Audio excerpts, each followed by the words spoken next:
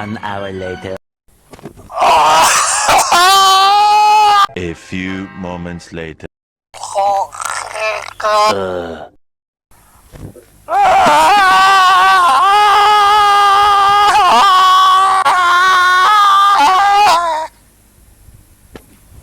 2 hours later.